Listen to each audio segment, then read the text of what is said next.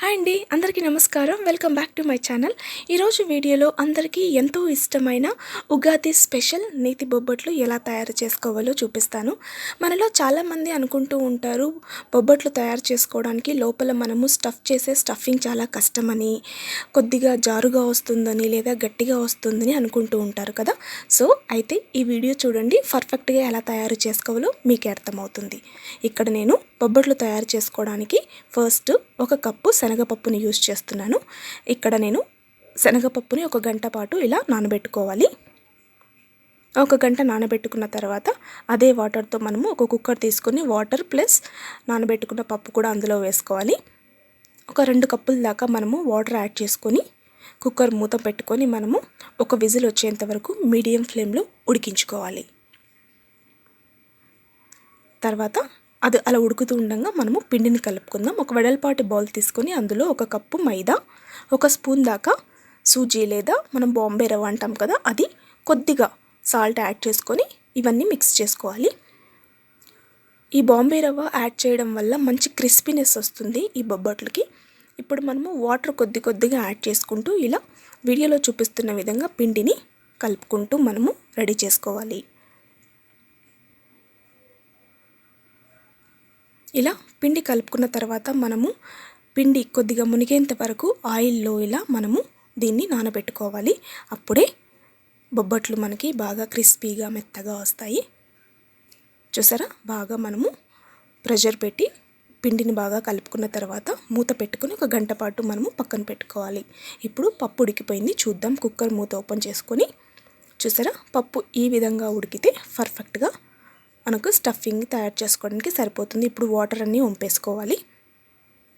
Water అన్నీ వంపేసుకున్న తర్వాత ఒక మిక్సీ జార్ తీసుకొని మనము ఉడికించుకున్న పప్పుని యాడ్ చేసుకోవాలి. తర్వాత 1 కప్పు పప్పు తీసుకున్నాం కాబట్టి 1 కప్పు బెల్లం యాడ్ చేసుకోవాలి. ఇప్పుడు మనము దీన్ని ఫైన్ పేస్ట్ లాగా మిక్సీ పట్టుకుందాం. చూసారా, ఈ విధంగా ఉంటే సరిపోతుంది. ఇప్పుడు మనం ఒక కడాయి హీట్ చేసుకొని అందులో మనం ఆల్రెడీ మిక్సీ పట్టుకున్న ఈ పేస్ట్ని యాడ్ చేసుకోవాలి. దీన్ని మాత్రం మనము మీడియం ఫ్లేమ్లో బాగా కలుపుకుంటూ ఉడికించుకోవాలి, లేదంటే అడుగంటుతుంది. ఇప్పుడు ఇందులోకి కొద్దిగా యాలకుల పొడి, అదేవిధంగా నెయ్యిని యాడ్ చేసుకోవాలి.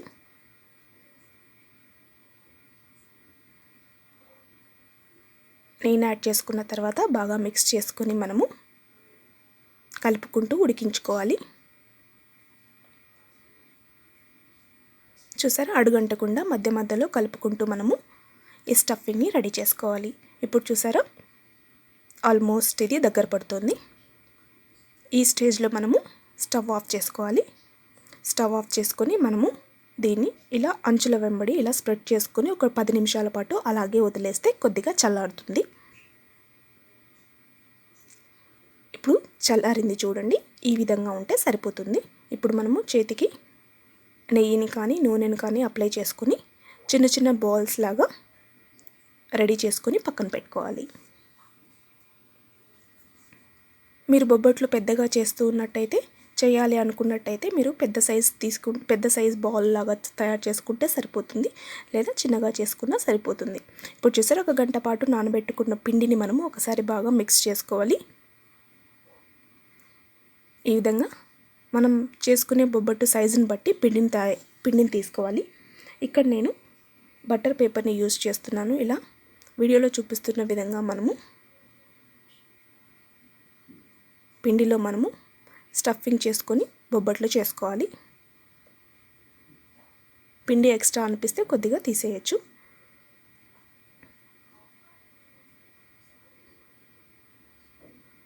ఇలా మనము చేతితో ఒత్తేసుకోవాలి. ఇలా ప్రెస్ చేసుకున్న తర్వాత ఇది బటర్ పేపర్ కాబట్టి డైరెక్ట్గా మనము పాన్ మీద యాడ్ చేసుకోవచ్చు. ఇలా వేసుకున్న తర్వాత ఒక 20 సెకండ్స్ తర్వాత మనము మెల్లగా తీసేసామంటే ఈ బొబ్బట్టు వచ్చేస్తుంది. ఇలా పెనం మీద మనము కొద్దిగా నెయ్యి వేసుకుంటూ అటువైపు ఇటువైపు 2 వైపులా మనము దీన్ని కాల్చుకోవాలి. చూసారా, మీకు కావాలనిపిస్తే పెద్దగా కూడా ఈ విధంగా తయారు చేసుకోవచ్చు.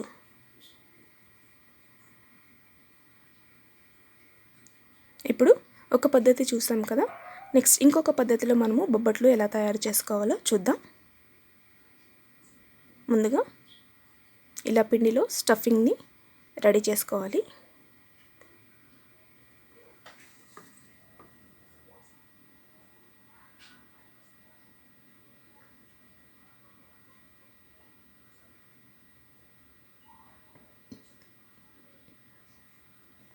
ఇప్పుడు ఇంకొక పైన ఒక కవర్ తీసుకుని దానికి ఆయిల్ అప్లై చేసుకోవాలి.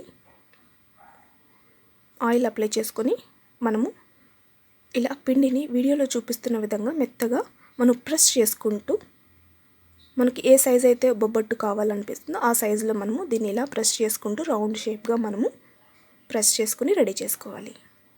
చూసారా, ఇదైతే చాలా సింపుల్ పద్ధతి. మీకు నచ్చింది అనిపిస్తే మీరు ఏదైనా ఫాలో అవ్వచ్చు. ఇప్పుడు బటర్ పేపర్ నుంచి మనము చేతి సాయంతో తీసుకొని ఇలా పెనం మీద వేసుకొని రెండు వైపులా కాల్చుకుంటే సరిపోతుంది.